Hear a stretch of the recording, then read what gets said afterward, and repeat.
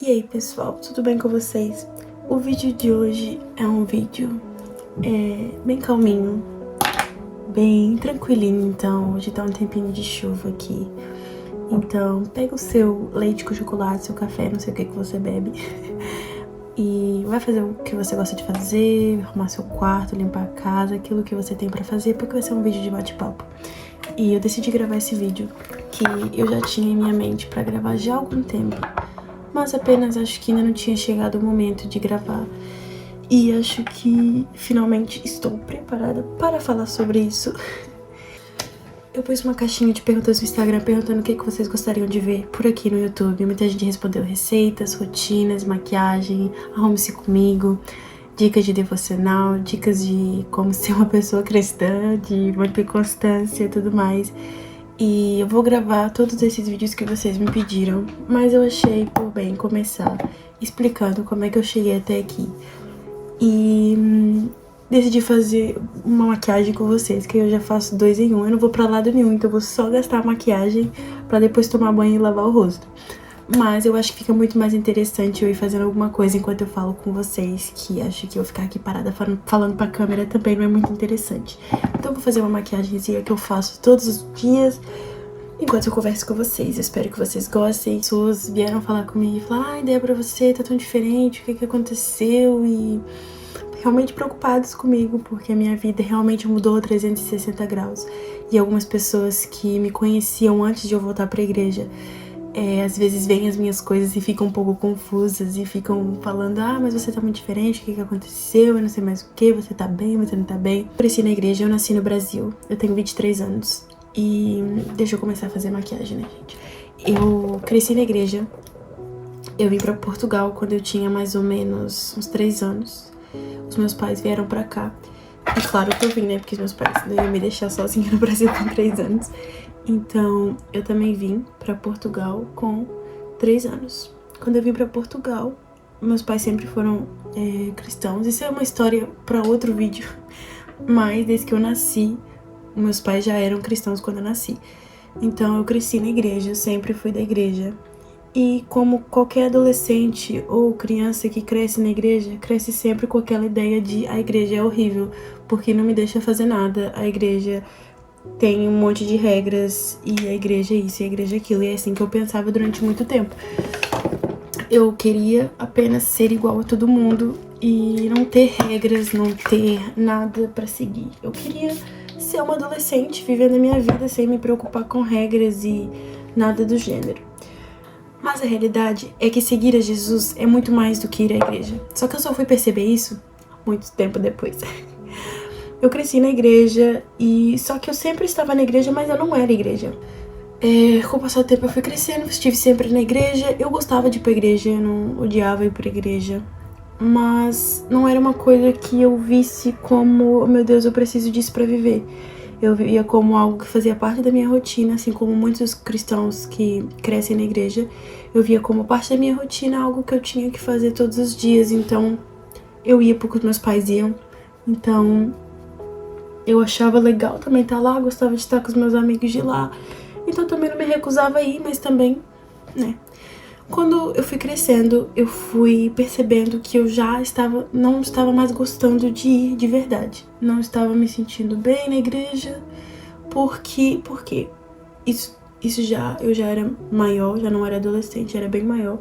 Eu comecei a trabalhar, comecei a ganhar meu próprio dinheiro. E quando a gente começa a ganhar nosso próprio dinheiro, a gente acha que a gente pode alguma coisa. Eu decidi no meu coração, isso não tinha sido uma decisão ainda que eu tivesse falado pros meus pais ou nada do gênero, porque eu olhava para as pessoas que estavam fora da igreja e elas pareciam tão felizes. E eu não podia sair à noite, não podia me divertir com meus amigos, não podia fazer nada na minha cabeça. O problema é que quando a gente começa a pensar dessa forma, a gente pensa que aquelas coisas todas são muito boas. Que sair à noite é muito bom, que beber é muito bom, que estar com os amigos até as tantas é muito bom. E nada do que eu vivi no mundo foi melhor daquilo que eu vivi com Jesus dentro da igreja. E para as pessoas que estão no mundo, às vezes pensam: ah, mas eu sou feliz, tipo, eu tô de boa, eu saio, eu bebo, mas no dia seguinte eu tô bem, então, tipo, é só pra me divertir, e você não se diverte, Por que você não... O que tem você beber, você não se diverte e tal. Mas, gente, pra mim isso é uma coisa tão vazia. Chega uma hora na sua vida que você tem que fazer uma escolha. Se você tem 15, 16, 17, você tem que fazer uma escolha. Ou você quer uma vida de sair pra festa, etc. E não falo só disso, gente. Tem tantas coisas que às vezes a gente não fala, que são tabus dentro da igreja, que as pessoas fazem, querem fazer e não fazem, são tabus. E a gente acha que ir pro mundo é só sair, beber e ir pra festa. Mas a realidade é que tem muita mais coisa em volta disso que às vezes nós não falamos, como eu referi, ser um tabu. Então, se você acha que quando você sair da igreja, você vai poder fazer tudo isso que você quer fazer, eu te digo que não vai adiantar de nada, porque a sua vida vai continuar uma miséria, daí pra pior.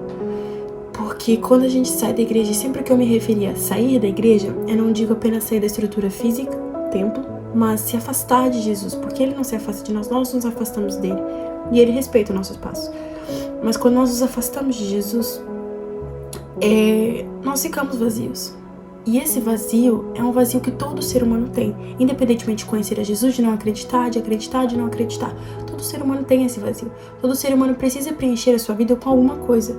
Agora, que coisa é essa? É uma coisa que vai te preencher, te saciar, ou é uma coisa que vai te preencher hoje e amanhã você vai precisar de preencher novamente? O preenchimento que Jesus tem pra nós é um preencher que hoje você está cheio, amanhã você não está vazio, se sentindo sozinho, se sentindo incapaz, se sentindo o maior lixo. Então, agora as coisas que o mundo tem pra oferecer são coisas que hoje vão te deixar feliz, mas amanhã você vai se sentir vazio novamente. Você vai sentir que falta algo na sua vida e você não vai saber o que é. Você vai pensar, não, mas se calhar me falta exercício físico. Se calhar às vezes também falta, gente, exercício físico. Mas você vai pensar, me falta alguma coisa, me falta ler mais, me falta viajar, me falta conquistar coisas, me falta conquistar minha independência financeira. Porque isso eram coisas que eu pensava. Mas você vai perceber que mesmo conquistando todas essas coisas, ainda vai existir um vazio. Eu saí da igreja e eu achei que eu estava fazendo aquilo que era o que eu queria. Eu lembro de falar pra minha mãe que, mãe, eu vou fazer aquilo que eu quero, finalmente. Porque eu sentia que eu sempre fazia o que os outros queriam. Eu sentia que eu vivia segundo as regras dos outros, eu fazia tudo que os outros impunham pra mim. Então quando eu saí da igreja foi como se eu falasse, tipo, não, eu estou vivendo a minha vida do jeito que eu acho que ela deve ser vivida. E agora sim a minha vida vai dar certo. E eu, nesse período, inicialmente quando eu saí da igreja, eu tava muito bem, aparentemente. Eu sempre me debati com algumas questões de saúde mental. E eu achava que a saúde mental não estava relacionada à espiritualidade. E, gente, sim, é verdade, a saúde mental não está diretamente ligada à espiritualidade. Ou seja, depressão não significa falta de Deus. Você pode ser cristão, você pode ter Deus ou Jesus e ter depressão. Depressão, ansiedade, seja o que for que te atormente psicologicamente, não está diretamente ligado. Mas existe uma influência. Então, existem períodos da nossa vida relacionados à nossa saúde mental que são influenciados pelos momentos em que nós vivemos. E estar longe de Deus só agravou os complexos que eu tinha e eu nunca tinha experienciado. Eu já tinha experienciado vazios, já tinha experimentado momentos de tristeza, momentos em que eu achava que tudo ia acabar, aquelas coisas de adolescente que a gente acha que a vida vai acabar e tudo mais, eu já tinha experienciado isso. Mas quando eu de fato me afastei de Jesus por completo, porque eu estava na igreja, mas eu nunca tinha tido um encontro verdadeiro com Jesus. Mas eu sei que ele cuidava de mim. Na igreja eu decidi pôr um ponto final no meu relacionamento com Deus, porque, entretanto, enquanto eu ainda estava na igreja, eu ainda tentava me relacionar, lia a Bíblia de vez em quando, ia nos cultos, ainda, sabe? Deus ainda assim falava comigo, às vezes, e eu, não queria saber. Mas eu orava de vez em quando, lia a Bíblia de vez em quando. E ia tentando fazer uma manutenção de relacionamento. Bem pobre, bem paupérrima, mas era o que eu vivia. Mas quando eu de fato decidi romper a 100% essa ligação e eu falei, eu não quero mais saber de Jesus, eu não quero mais saber de Deus, não foi assim do dia pra noite que a minha saúde mental se deteriorizou. Não foi do dia pra noite em que eu vi tudo desmoronar. Mas foi um construir de decisões. Porque eu não posso dizer que foi Jesus que chegou e falou assim, não, você saiu da igreja agora, vai tudo correr mal pra você. Não, gente, foram as minhas escolhas conscientes que eu tomei. Eu cheguei num estado tão mal da minha saúde mental que todos os dias eu acordava e eu olhava pra cima e eu pensava: o que eu tô fazendo da minha vida? O que eu tô fazendo aqui? Essa questão permeava muitas vezes na minha cabeça e eu continuava me debatendo todos os dias com o meu próprio eu. E eu pensava: não, mas eu só sinto falta de Jesus porque eu já cresci na igreja, e isso fazia muita confusão na minha cabeça, o fato de eu já ter crescido nessa religião, então é por isso que eu sentia falta. E essas questões, elas permeavam na minha cabeça. Questões de: não, mas será que Deus existe? Eu não conseguia entender por que eu sentia tanta tristeza. Eu não conseguia entender porque eu tinha tudo, mas eu não tinha nada. Eu acordava para ir trabalhar e eu não conseguia me levantar para ir tomar banho. Hoje que eu vou fazer alguma coisa porque para minha vida não tem sentido. Eu acordo para ir trabalhar, eu volto para casa e a vida é só isso. A verdade é que a sua alma sabe do que ela precisa. A sua alma, ela clama pelo que você precisa. Você apenas escolhe ignorar ou você escolhe ouvir. E eu falei: eu não vou voltar para a igreja. Eu me recuso a voltar para a igreja. Por quê? Porque eu saí da igreja para viver a minha vida do jeito que eu sempre quis. Então eu não vou voltar agora porque eu tô mal, porque a minha saúde mental tá mal. E eu vou procurar um psicólogo e vai ficar tudo bem quando eu procurar um psicólogo. Gente, que fique claro, não estou descartando doenças psicológicas que são reais e carecem de tratamento. Pessoas precisam de fazer tratamento psicológico, precisam de fazer acompanhamento psicológico. Eu estou contando a minha experiência do jeito que eu vivi. Comecei a pensar e eu cheguei à conclusão de que a vida pra mim não tinha sentido. Eu cheguei à conclusão de que eu não tava fazendo aqui nada. Eu olhava pra mim e via como alguém que não tinha valor. Eu olhava pra mim e via como alguém que só veio nesse mundo. Gente, sabe aquelas coisas que a gente fala quando a gente tá bem sofrendo? A gente fala assim: pra que eu vim nesse mundo? Eu só vim nesse mundo pra sofrer. E eu pensava assim, tipo: eu só vim pra sofrer, qual é o meu propósito aqui? Pra que eu nasci? Pra que eu tô aqui? Pra que eu tô aqui se a minha vida é isso? Sabe? Se a minha vida é isso, não há motivos pra eu estar aqui. E todos os dias vinha esse pensamento, e é hoje o dia que eu vou fazer algo, hoje é o dia. Nunca chegava o dia porque como eu falei pra vocês, eu tinha incerteza do que seria a minha vida depois de eu realmente fazer algo. Então eu nunca cheguei a concretizar porque eu tinha medo, a realidade é essa. Eu tinha medo. O sofrimento mental, o desgaste da alma, do espírito, é uma coisa que ninguém pode explicar sem ser aquela pessoa que passou por aquilo. Porque quando você passa por uma dor, uma aflição, uma angústia espiritual, é uma coisa tão grande que você não tem motivo pra viver, e você não ter motivo pra viver é uma das piores coisas do mundo.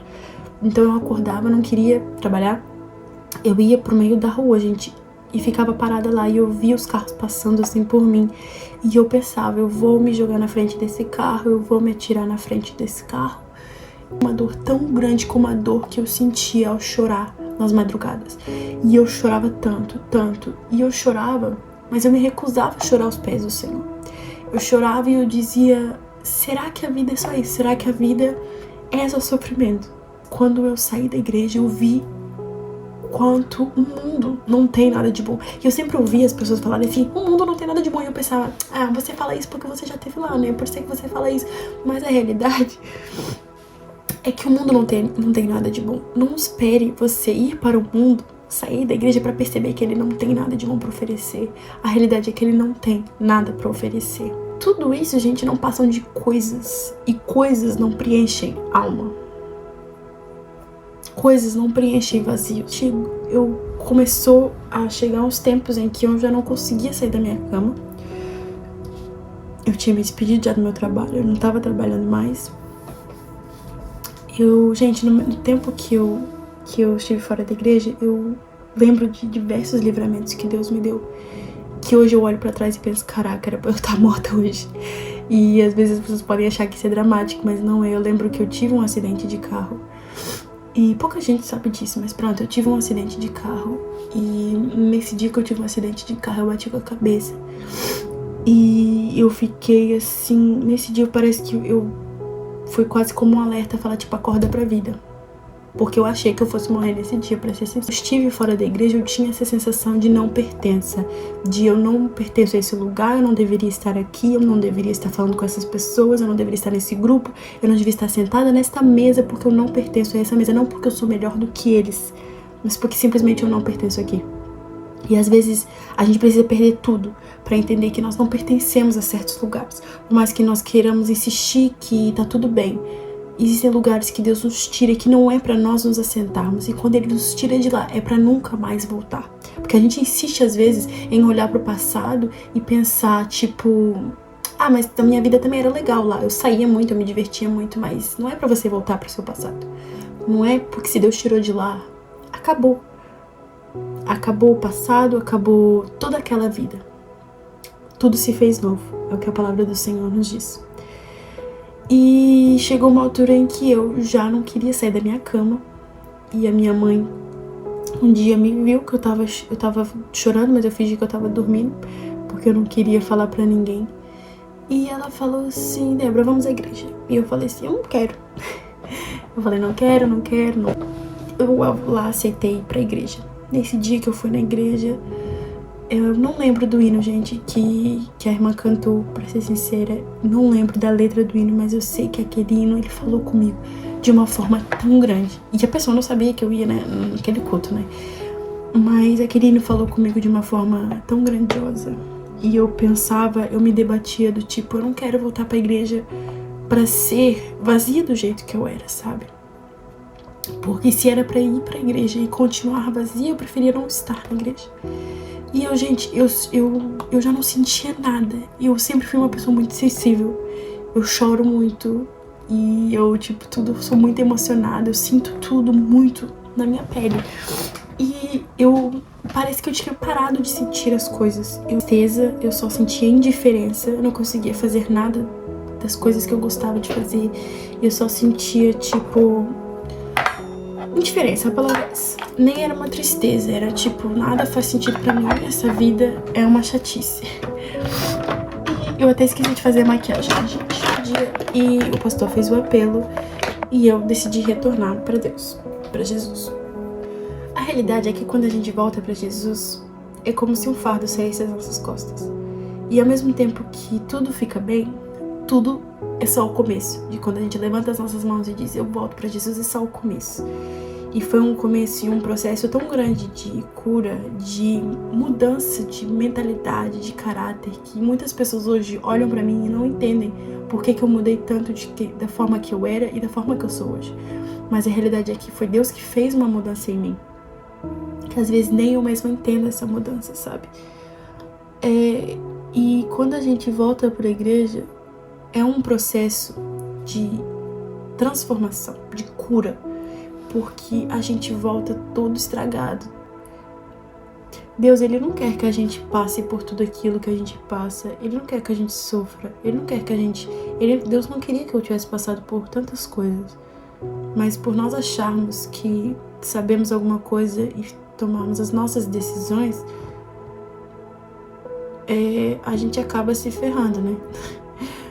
Mas Deus, Ele como é misericordioso e onde abundou o pecado, superabundou a graça. O que significa? Significa que onde eu mais pequei, a graça do Senhor superabundou, porque a graça, ela significa um favor imerecido. Não é porque eu mereço esse favor, mas é porque faz parte do caráter de Deus. Não é por eu orar muito ou ler muita Bíblia que eu vou ser mais merecedora ou menos merecedora da graça. Não, faz parte do caráter. O caráter de Deus é imutável. Então, a graça fazendo parte dele e sendo um favor dispensado para nós, independentemente daquilo que eu fiz, que eu fui, do que eu deixei de fazer, a graça dele me alcança. E a gente às vezes acha, isso é uma coisa que quando a gente volta para a igreja, a gente é sempre constantemente acusado, seja por nós mesmos, pela nossa própria mente, pela nossa própria consciência, pelos nossas memórias, nossos sonhos, sei lá, gente, tudo que existe no mundo, a gente também é acusado pelos outros. A gente é acusado por pessoas que olham pra nós e não acreditam na nossa mudança. A gente é acusado que, pra mim, o pior nem são as pessoas. Pra mim, o pior é a nossa própria consciência que nos acusa de tipo, olha, você fez tudo isso e agora você acha que você é crente. Olha, você fez tudo isso e agora, tipo, tá aí cantando, pregando. A nossa consciência nos acusa todos os dias dizendo que nós não somos merecedores do amor de Deus. Às vezes eu já vi pessoas falarem, tipo, mas eu sou tão falha, olha pra mim, tipo, por que eu vou pra igreja? As pessoas que estão na igreja são tão certinhas. Gente, acho que, como eu expliquei pra vocês, a graça é um favor imerecido. Ninguém merece. Ninguém que tá na igreja merece ser alcançado pela graça. Ninguém é melhor do que ninguém. Todos nós pecamos. É como se você jogasse um pouco de, vamos dizer, vinho num copo. E você pensa, o copo tá sujo porque eu coloquei vinho. Mas aí vem a água e você vai enchendo de água até aquele copo transbordar. E quando você vai ver, o copo tá limpo. Por quê? Porque superabundou a água, superabundou a graça. Então não pense que porque você fez alguma coisa ou você deixou de fazer alguma coisa, porque você foi alguma coisa, ou você já falhou muitas vezes. Às vezes a gente também tem essa... Opa. Gente, meu delineado ficou completamente diferente. E eu acabei de sujar aqui, mas tudo bem. Às vezes a gente tem essa ideia de que a gente já pecou tanto que Deus já não nos quer. Que Deus, ele olha pra nós e fala pra aquele ali, já não tem jeito. Se Deus nos mandou perdoar 70 vezes 7, você sabe quanto é que é 70 vezes 7? Se Deus nos mandou perdoar 70 vezes 7, ele que é o Deus do amor e do perdão, por que ele não haveria de nos perdoar, sabe? E com isso eu não tô justificando aqueles pecados de estimação que a gente peca e fala, mas Deus vai me perdoar, amanhã Deus vai me perdoar. Não, tem que existir um arrependimento e a gente mudar o nosso comportamento, porque senão não existiu transformação, nem arrependimento e mudança de caráter. Mas, onde mudou o pecado, superabundou a graça. Quando eu voltei pra igreja e voltei pra Jesus, tudo na minha vida mudou, não do dia pra noite. E não foi fácil. Inicialmente, eu achava que fosse fácil. Eu pensava, agora tá tudo supimpa.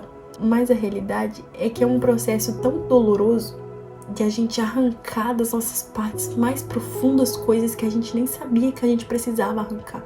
De mudar coisas em nós que nós agarrávamos a 7 chaves. Falei demais, gente. Meu telefone ficou sem espaço, né? Porque eu fiquei aqui falando, tá galerando. Mas o que eu quero dizer com esse vídeo não é, tipo, fazer... Como é que eu vou dizer? Ser aquela pessoa que fala, tipo, não, Jesus é super top, volte pra Jesus e a sua vida vai mudar. Também é isso que eu quero fazer. Mas é mostrar pra vocês que eu sou muito falha. E ninguém é perfeito. Mas... Jesus, ele está de braços abertos para nos receber, independentemente daquilo que nós fizemos. E a gente só vai entender o valor de seguir a Jesus quando nós realmente começarmos a segui-los. Não porque os nossos pais dizem para nós fazermos, não porque é legal ir na igreja e nós temos muitos cargos, porque hoje em dia também é moda, né, gente? Tipo, não, eu sirvo não sei aonde, eu faço parte da mídia, eu faço parte não sei o que, eu faço parte não sei o que. E as pessoas acabam perdendo o sentido que é ser cristão. A gente fala muito daquele versículo Marta e Maria, seja como Maria, né, que guardou a boa parte, mas às vezes a gente tá sendo Marta dentro da igreja. Dentro da igreja só servindo, cargos, e a gente esquece o que realmente é servir e entregar a nossa vida a Jesus. Foi a partir do momento que eu realmente entreguei tudo que eu sou, tudo aquilo que eu tenho a Jesus, que realmente pra mim fez sentido servi-lo.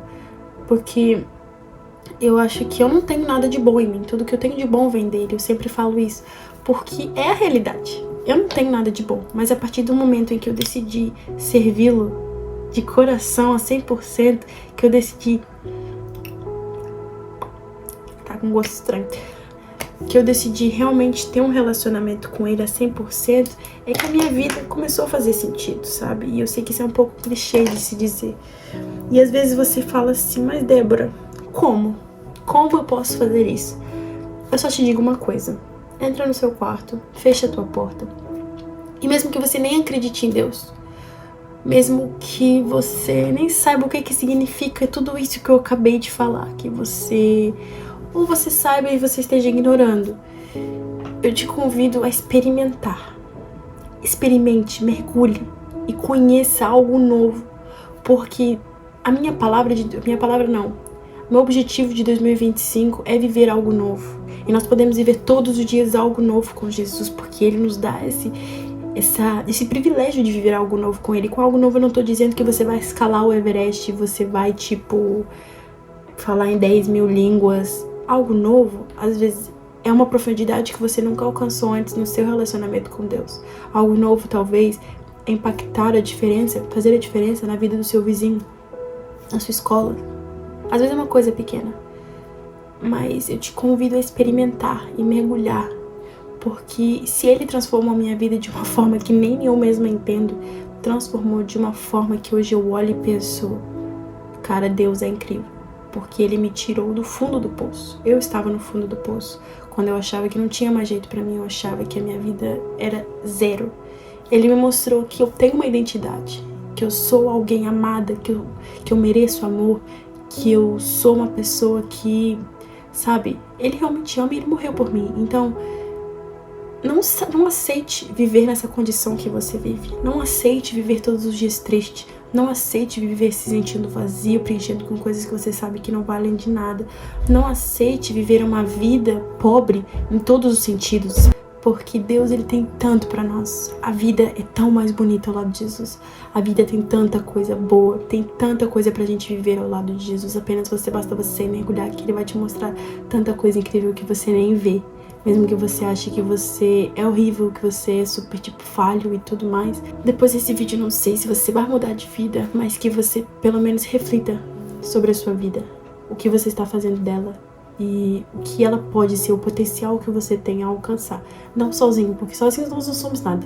Mas ao lado de Jesus você pode muita coisa. Você tem um potencial incrível de alcançar coisas que você nunca pensou. Então, é isso.